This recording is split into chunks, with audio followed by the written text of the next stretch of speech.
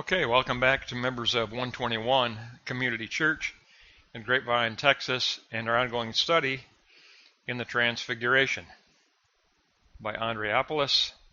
We're going to take a look at pages 53 to 67, and it's going to wrap up the chapter on the theology of Transfiguration. Let's begin with block 1 and look at the Old Testament context. Why Moses and Elijah? Because they both had expressed a desire to see God, and neither did in the Old Testament. Moses saw God's back only. But there was an incident of the 70 elders who ascended Sinai and did see God. This can only mean that they saw a vision of Christ prior to the incarnation, because the incorporeal divinity of God cannot be seen. There's not much in common between Old Testament ecstasis vision and New Testament transfiguration. Old Testament versus New Testament. Old Testament visions were ecstasy or ecstasis. However, there was a temporary transfiguration of Moses after he returned from Sinai. His face radiated the glory of God as a reflection,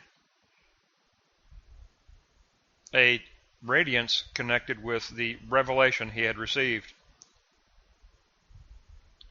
Transfiguration took place within the context of Old Testament prophecy, especially connected with the Feast of Tabernacles. The Transfiguration completes the Feast of Tabernacles. We look at the concept of Skenai, or booth, or tabernacle, a word associated with Jewish eschatology. The apostles ascended Mount Tabor to celebrate the Feast of Tabernacles, an 8-day feast, and it concludes on the eighth day, which was the day of the enthronement of Yahweh. The 8th day signified the enthronement of Yahweh in glory. So as a very direct correlation to the Transfiguration. Let's go to block 2 and take a look at the patristic context from the 2nd century to the 4th century. And we begin with mystical king. The 8th day of the Feast of Tabernacles represented the enthronement of the Messiah, the enthronement of Yahweh and the enthronement of Yahweh's Messiah as mystical king. Christ is the mystical king, understood in a spiritual way, not a political way, and within a theme of the doxa glory. The theme of doxa glory is represented by that luminous cloud that descended as divine light. And a key verse for interpreting the Transfiguration is Exodus 40:34. It's the perfect verse in the Old Testament to correspond with the Transfiguration in the New Testament. And it reads, "And the cloud covered the tent of testimony, and the glory of the Lord filled the tent," the tabernacle. So Moses prayed, and the glory of God descended and filled the tabernacle. On Mount Tabor, the disciples ascended Mount Tabor to celebrate the Feast of Tabernacles, and the glory of God radiated from Jesus Christ, who is the new tabernacle. He is the dwelling place of the living God. He is, in his person, the dwelling place of the glory of God. And the glory of God radiated out of him. So that is an exact correlation where Old Testament interprets New Testament. Exodus 40:34 is your interpretive verse for the Transfiguration in the New Testament. The doxa gloria is light. It was a celebration of divine light, a beneficent flow from God to humanity, a beneficent flow of light. It was a foretaste of post-apocalyptic rest, connecting finitude with infinity.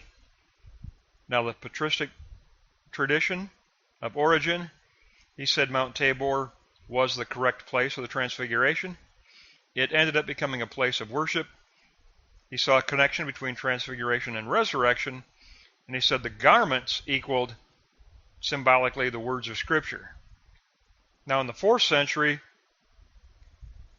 the theology of light emerged out of the Transfiguration narrative, connecting contemplative prayer with the Transfiguration, and the theology of Hesychia emerged, linking the theology of inner stillness and unceasing prayer with the Transfiguration.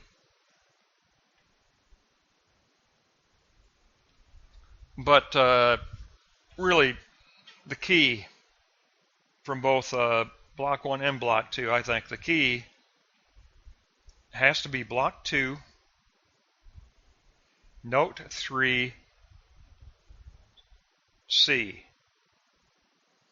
That Old Testament verse is the verse that interprets the New Testament narrative of the Transfiguration for us. It is about the tabernacle. It is about the dwelling place of the glory of God. And in the New Testament, Jesus Christ is the dwelling place of the glory of the living God. And so the luminous cloud corresponds to the luminous cloud of Exodus 40:34. So that's key to this entire lesson, to link Exodus 40:34 with the New Testament narrative. Now in Block 3, today we celebrate the Feast of Transfiguration in late summer, August 6th, I believe it is. The Feast of Transfiguration takes place in late summer, celebrated slightly before the Passion as a foretaste of resurrection, 40 days before crucifixion. It takes place at the time of the beginning of the first fruits of autumn. So it's about the first fruits of the harvest, and Jesus is the first fruits of resurrection, and therefore it is an anticipation of resurrection, and it is a manifestation of the glory of God. But what you have to take away from here, truly, what you have to take away from here, is in Block 1, we have to understand Note 3, Transfiguration took place within the context of Old Testament prophecy, meaning within the context of the Feast of Tabernacles. And it was an eschatological event, future-oriented, because it symbolized the temporary structures that they stayed in as they traveled through the wilderness, and it was an eschatological hope while they wandered through the wilderness because they were anticipating the promised land. So it is an eschatological context, okay? It is a future-looking eschatological context. That's from Block 1. Now Block 2 is Note 3 also. So Block 1, Note 3, Block 2, Note 3. Because Exodus 40:34 is the verse that speaks of the tabernacle. And like I say, it celebrates Exodus. And in the previous lesson we talked about the fact that what were Moses, Elijah, and Jesus talking about? His Exodus, the new Exodus, of liberating all of humanity from the captivity of sin through the crucifixion and the resurrection. And how is it going to be done? By Jesus Christ as the tabernacle dwelling place of the glory the doxa glory of the living God. Jesus is new tabernacle. Jesus is new Exodus. Last lesson we learned that Jesus is new Exodus. This lesson we learned that Jesus is new tabernacle. So if you remember those 2 points, you understand the theology of Transfiguration. Jesus Christ is new Exodus, and Jesus Christ is new tabernacle. And that'll wrap up pages 53 to 67. Our next lesson, we're going to start a new chapter on iconography and how iconography is linked to the theology of Transfiguration. But that'll wrap up the chapter on the theology of Transfiguration.